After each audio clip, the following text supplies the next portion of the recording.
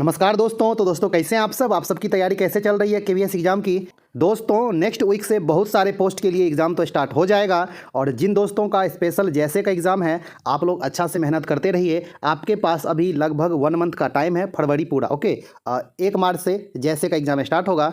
आप लोग ज़बरदस्त मेहनत करते रहिए और इस चैनल पर हिंदी का, कंप्यूटर का, जीके जीएस, करंट अफेयर्स का वीडियो आ रहा है, आप लोग देखते रहें और खुद से भी आप लोग ज़बरदस्त मेहनत करते रहें। ओके, हिंदी का जितना भी वीडियो आया हुआ है आप लोग देख ले और आगे भी वीडियो अभी आएगा और एग्जाम से पहले सिलेबस में जितना भी टॉपिक दिया हुआ है खत्म करके अच्छा से आपको प्रैक्टिस करवा देंगे। ओके, और कंप्यूटर का भी वीडियो आ रहा है और आगे भी ज़्यादा से ज़्यादा वीडियो आएगा। ओके दोस्तों, इस वीडियो में आज आपको कुछ इंपॉर्टेंट इन्फॉर्मेशन देंगे जो हमने केवीएस से आरटीआई के माध्यम से पूछा था। ओके दोस्तों, चलिए सबसे पहले आपको दिखाते हैं कि हमने क्या क्या क्वेश्चन पूछा था इन्फॉर्मेशन के लिए और उसका आंसर क्या दिया गया है, सब कुछ आपको अच्छा से दिखाते हैं।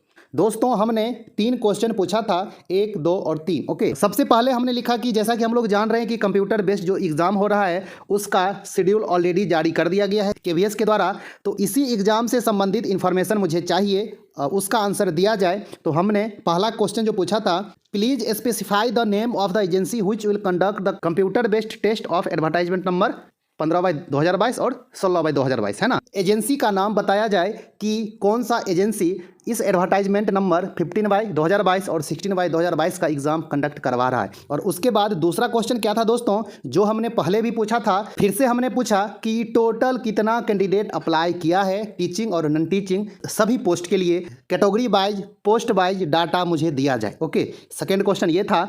और थर्ड क्वेश्चन बहुत ही ज़्यादा इंपॉर्टेंट है उनके लिए जो दोस्त लोग बैंक क्लर्क में जॉब कर रहे हैं और वो एसओ और एसएसए के लिए अप्लाई किए हैं। ओके, बहुत सारा कमेंट्स आ रहा था कि बैंक क्लर्क हैं, एसओ के लिए अप्लाई किए हैं, एसएसए के लिए अप्लाई किए हैं, क्या एलिजिबल है या नहीं। इसीलिए हमने आरटीआई में क्वेश्चन पूछा कि एडवर्टाइजमेंट में क्लियर नहीं है कि इक्विवेलेंट पोस्ट का जो एक्सपीरियंस होगा क्या वो वैलिड है, क्या वो कैंडिडेट एलिजिबल होंगे जो इक्विवेलेंट पोस्ट पे काम कर रहे होंगे। हमने इस तरह से क्वेश्चन पूछा था, क्या बैंक क्लर्क एसएसए और एसओ के लिए एलिजिबल हैं जिनके पास 3 साल का एक्सपीरियंस है बैंक क्लर्क के रूप में।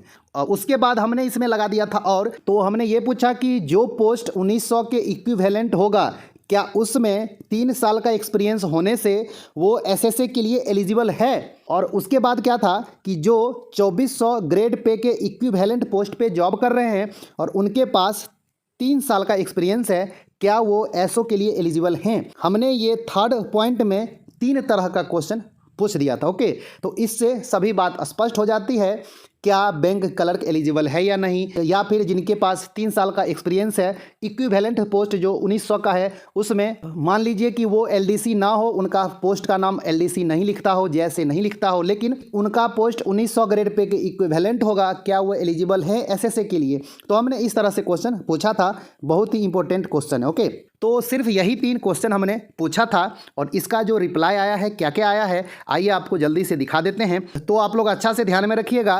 क्वेश्चन, पहला क्वेश्चन क्या था, एजेंसी का नाम। सेकंड क्वेश्चन क्या था, टोटल कितना फॉर्म अप्लाई किया गया है। और थर्ड जो था वो बैंक क्लर्क एलिजिबल है या नहीं, है ना, एसएसए और एसओ के लिए। तो आइए आपको जल्दी से आंसर दिखाते हैं, आरटीआई रिप्लाई। ओके दोस्तों, जैसा कि आप लोग देख रहे हैं ये जो रिप्लाई आया है आज ही आया है 1 फरवरी 2023 को और हमने आरटीआई जो फिल किया था वो 24 जनवरी को किया था। ओके, तो पहला क्वेश्चन क्या था दोस्तों कि कौन सा एजेंसी सीबीटी एग्ज़ाम कंडक्ट करवा रहा है। तो सीबीएसई एग्ज़ाम कंडक्ट करवा रहा है। पहला क्वेश्चन का तो आंसर साफ साफ दे दिया गया कि इस बार सीबीएसई एग्ज़ाम कंडक्ट करवा रहा है। सेकेंड पॉइंट क्या था दोस्तों कि टोटल कितना कैंडिडेट अप्लाई किया है अलग अलग पोस्ट के लिए, उसका कैटेगरी वाइज और पोस्ट वाइज डाटा दिया जाए। तो उसके लिए कहा गया है कि ये अभी अंडर प्रोसेस है। ओके, मतलब केवीएस के पास अभी तक डाटा आया नहीं है कि टोटल कितना अप्लाई हुआ है। फिर से हमने डाल दिया है, उम्मीद है कि नेक्स्ट टाइम जरूर दे देगा, है ना। और थर्ड नंबर जो था क्वेश्चन दोस्तों हमने जो पूछा था स्पेशल बैंक क्लर्क के लिए और जो पोस्ट इक्विवेलेंट होगा 1900 का और 2400 का वो एलिजिबल है कि नहीं एसएसए के लिए और एसओ के लिए, है ना। तो आइए उसके लिए क्या जवाब दिया है आप लोग अच्छा से देख लें। लिखा है कि कोई क्लैरिफिकेशन, सजेशन जो भी होता है आरटीआई एक्ट इतना के अंतर्गत कवर नहीं होता है, जो भी था अपना लिख दिया। उसके बाद लिखा, हालांकि आपको सूचित किया जाता है कि जो एडवर्टाइजमेंट नंबर 15 पब्लिश किया गया था 2 दिसंबर 2022 को, उसमें जो एजुकेशन क्वालिफिकेशन था वही हूबहू होना चाहिए। तो ये आरटीआई रिप्लाई में कहा क्या है कि जो ग्रेजुएट है और 3 साल का एक्सपीरियंस यूडीसी के रूप में या फिर एसएसए के रूप में, central government, state government, autonomous body, public sector undertaking, इनमें से किसी का भी हो, 3 साल का एक्सपीरियंस हो यूडीसी के रूप में और वो ग्रेजुएट है तो वो एसओ के लिए एलिजिबल है। ओके, इसमें कहीं नहीं कहा कि वो इक्विवेलेंट जो पोस्ट हो 2400 का उसका भी एक्सपीरियंस हो तब भी वो एलिजिबल है, बिल्कुल नहीं कहा।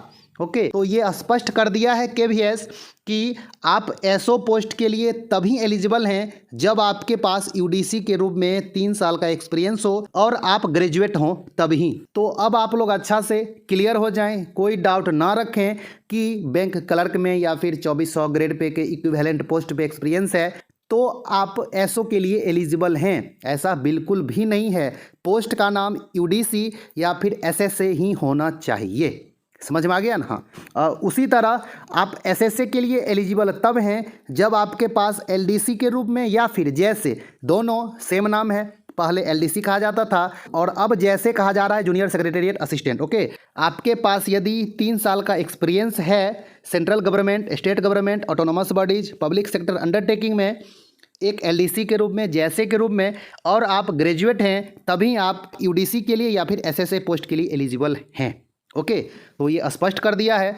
आप कोई कन्फ्यूजन में ना रहिए। यदि आप बैंक क्लर्क हैं और आप इसका अप्लाई किए हैं तो इस रिप्लाई के अनुसार आप एलिजिबल नहीं हैं। कहने में तो अच्छा नहीं लग रहा है, लेकिन यदि आपके पोस्ट का नाम यूडीसी या फिर एसएसए नहीं है तो फिर आप एसओ के लिए एलिजिबल नहीं हैं। आपके पोस्ट का नाम एलडीसी या फिर जैसे नहीं है तो फिर आप एसएसए के लिए एलिजिबल नहीं हैं। ओके, केवीएस का जो मेन मकसद होता है दोस्तों कि उनका जो एम्प्लॉय है, जो एलडीसी हैं, जो यूडीसी हैं, जिनके पास 3 साल का एक्सपीरियंस हो गया है, वो ज़्यादा से ज़्यादा इसका अप्लाई करें, उनका करियर ग्रोथ थोड़ा ज़्यादा हो, ये केवीएस का मोटिव रहता है। ओके, हमने पहले केवीएस में जॉब किया हुआ है तो ये केवीएस का मेन मोटिव रहता है कि एक्सपीरियंस बंदा उसी कैडर का आना चाहिए जो काम केवीएस में एक ऑफिशियल काम होता है, और ख़ासकर केवीएस का ही एम्प्लॉय इस जॉब में फिर से आए अपग्रेड होके तो अच्छा होगा। ये केवीएस का मेन मोटिव होता है। ओके, तो जो दोस्त लोग इक्विवेलेंट पोस्ट पे थे या फिर बैंक क्लर्क थे, आप अप्लाई किए हैं तो इस रिप्लाई के अनुसार आप एलिजिबल नहीं है, लेकिन आप एग्ज़ाम दें। आप अप्लाई किए हैं तो आप एग्ज़ाम दें, आप क्वालिफाई होते हैं, आगे का जो भी प्रोसेस होता है कीजिए, देखिए आगे क्या होता है। ओके, तो दोस्तों यही इसमें रिप्लाई था। यदि आपको ये जानकारी अच्छी लगी होगी तो वीडियो को लाइक कर दें। आप यदि हिंदी का, कंप्यूटर का, जीके जीएस, करंट अफेयर्स का अच्छा कंटेंट लेना चाहते हैं तो आप चैनल को जरूर सब्सक्राइब कर लें, और पहले से जितना भी वीडियो आया हुआ है हिंदी का, कंप्यूटर का, जीके जीएस, करंट अफेयर्स का, आप लोग अच्छा से देख लें, आपको एग्जाम में 100% हेल्प करेगा। ओके, तो दोस्तों मिलते हैं एक अच्छा खासा न्यू वीडियो लेके, तब तक के लिए धन्यवाद, नमस्कार।